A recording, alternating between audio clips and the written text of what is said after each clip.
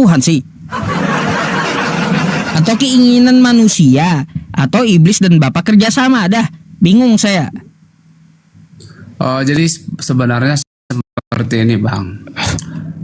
Pertanyaan ini sebenarnya nggak layak disandingkan iblis itu dengan Allah Bapa.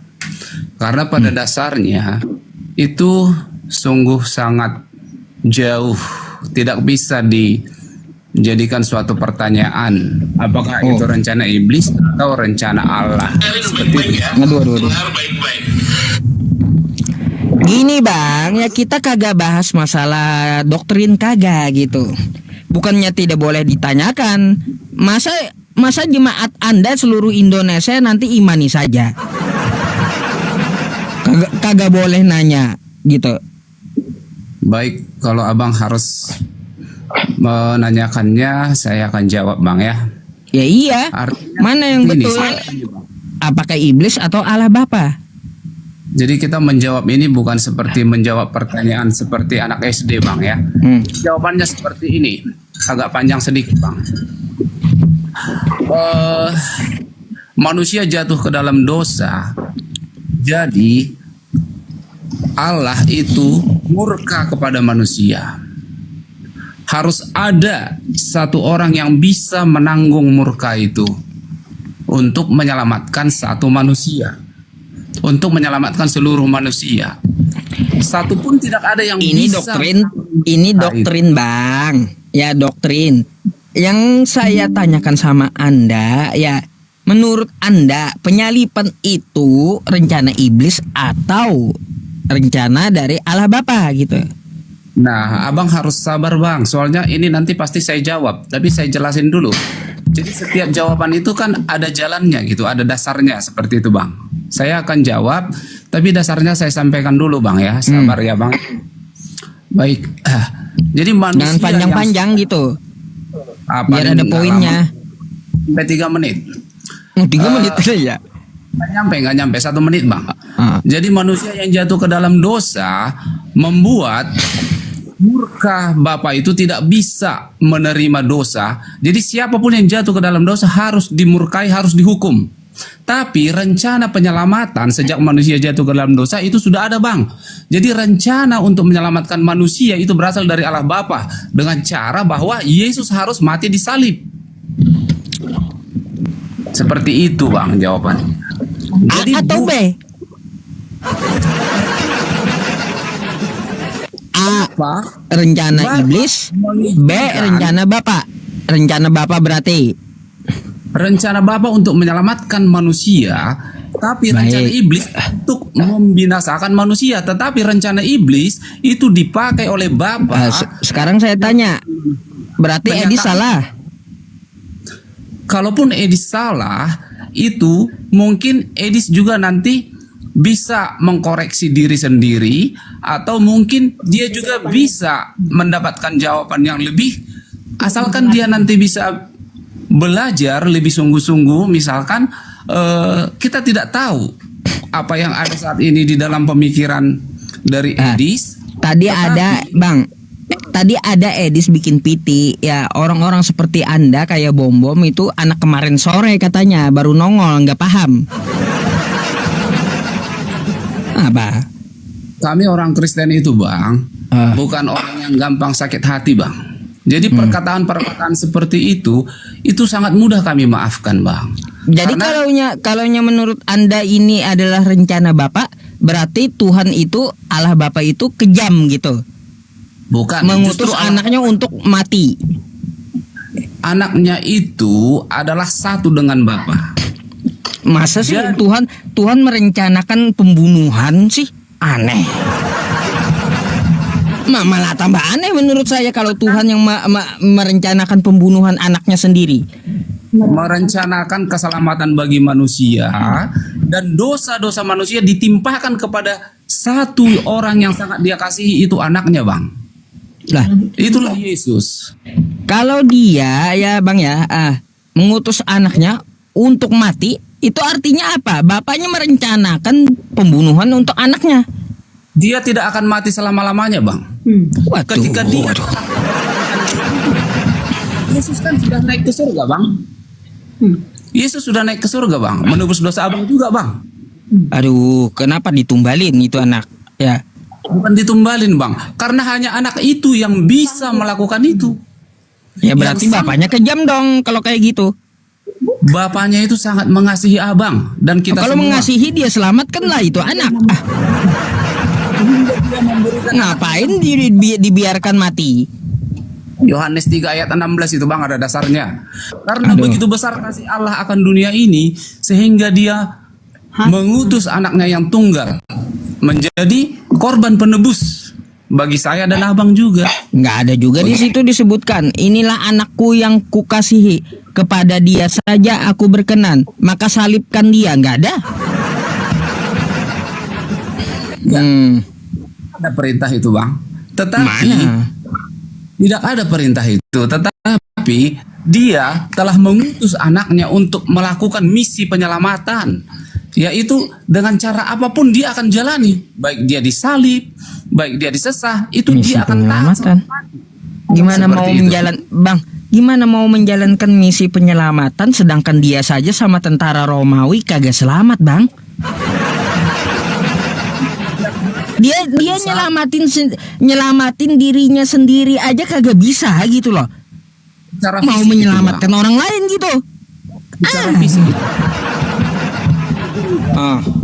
Artinya kalau dia mati di kayu salib, itu artinya rencana keselamatan untuk menebus dosa-dosa manusia itu sudah terjadi. Tapi seandainya tadi dia tidak mati di kayu salib, dia melepaskan dirinya, maka yang terjadi adalah manusia tidak akan bisa diselamatkan dengan jalan percaya kepadanya. Tapi barang siapa yang percaya kepada Yesus saat ini, karena Yesus telah mati dan bangkit naik ke surga, manusia yang percaya kepadanya selamat. Aduh. Coba Anda nih baca nih ya. Saya tunjukkan satu kali ya ayatnya ya. Baca nih Bang ya. Baik. Yohanes 13 nomor 2 ya. Oke? Baik bang. Mereka sedang makan bersama dan iblis telah membisikkan rencana dalam hati Yudas. Tuh. Ya. Betul. Iya. Jadi iblis senantiasa mencari untuk membinasakan siapa yang bisa dia binasakan. Jangan Iya, berarti iblis dong yang menginginkan penyalipan. menginginkan penyaliban. Tetapi kalau rencana keselamatan berasal dari Bapa, semua rencana iblis itu tidak akan bisa berjalan kalau Bapa tidak berkenan. Berarti ini rencana iblis gitu penyalipan. Iblis bisa melakukan apa yang dia mau sebatas Bapa surgawi mengizinkannya. Kalau Bapa surgawi tidak mengizinkan, itu Mana tidak yang terjadi. betul Bang? Rencana iblis kah? Rencana Bapak kah? Atau jangan-jangan Anda mau katakan kerja sama mereka gitu? Itu datang daripada Bapa surgawi. Ketika manusia pertama kali jatuh di dalam dosa di Taman Eden, rencana penyelamatan itu sudah ada. Ada itu bang. Nanti dikatakan di sana bahwa keturunanmu akan meremukkan kepala ular dan ular akan meremukkan tumitmu. Jadi yang meremukkan tumit itu adalah ketika Yesus disalibkan, itu bagian dari apa yang telah dikatakan. Oke, itu kejadian yang telah lalu. Saya nggak bahas ke situ Bang. Artinya kayak gini. Anda mau katakan iblis dan Bapak sekongkol gitu. Rencana iblis itu pun bisa Tuhan pakai untuk menjadi rancangan kebaikan bagi kerjasama berarti kata Abang kalau kayak gitu. Kalau Tuhan pakai rencana iblis berarti kerjasama dia. Itu bukan seperti itu. Contohnya ketika Ayub bang, Ayub itu diuji, Ayub itu dihancurkan, tetapi Bapak bilang apapun kamu bisa lakukan kepada Ayub kecuali nyawanya, gitu loh bang. Jadi apapun yang terjadi kepada Ayub, istrinya mati, anaknya mati, penyakit, kulit dan sebagainya terjadi kepada dia, tapi karena itu diizinkan oleh Bapak, nyawanya jangan dicabut, kan begitu bang. Ruwet bang, sakit pala saya, serius. Ruwet, beda-beda jawabannya ya teman-teman, yang nggak ada yang sama ini. Serius bang. Kita tetap saling menghormati. Abang ini kalau saya simpulkan tadi rencana bapak atau kerjasama gitu jawabannya. Artinya Bapak dengan iblis itu tidak pernah kerjasama, Bang. Tidak pernah kerjasama, berarti rencana bapak gitu. Kan. Iblis itu selalu jadi pengennya Anda mengatakan bahwa bapak merencanakan pembunuhan untuk anaknya. Bukan. Jadi Bapak memberikan suatu korban yang sangat-sangat memberikan korban kan? Yaitu anaknya. Ya jadi anaknya. Berarti kejam itu. Numbalin anak sendiri, kejam itu, Bang. Begini, Bang, anak itu tidak hilang selamanya, Bang. Itu misi, Bang. Jadi misi ketika anaknya diutus, dia itu menderita dan dia itu mati. Tapi ketika dia melakukan apa, dia dihidupkan kembali, Bang. Bertentangan dengan ajaran Anda. Kata Yesus, kasihilah Tuhan Allahmu, kan gitu. Betul. Ya. Kalau dia ajarannya kasih ya, kagak mungkin dia numbalin anaknya.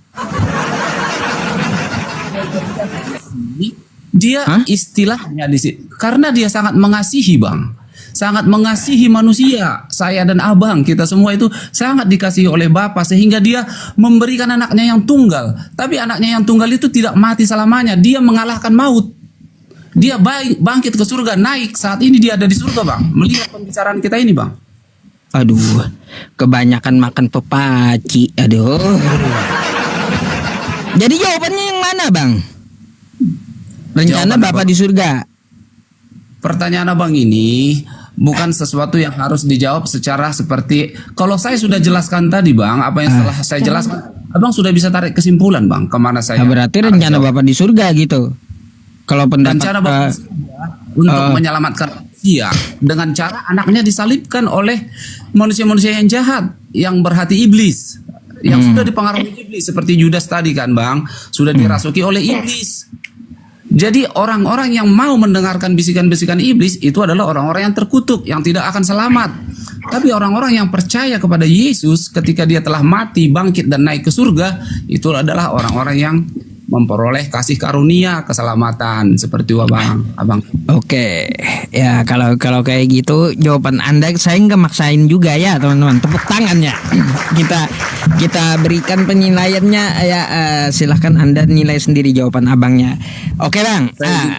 Ini Kristen yang lain di bawah juga antri ya memberikan pendapat. Boleh saya gantikan dulu ya.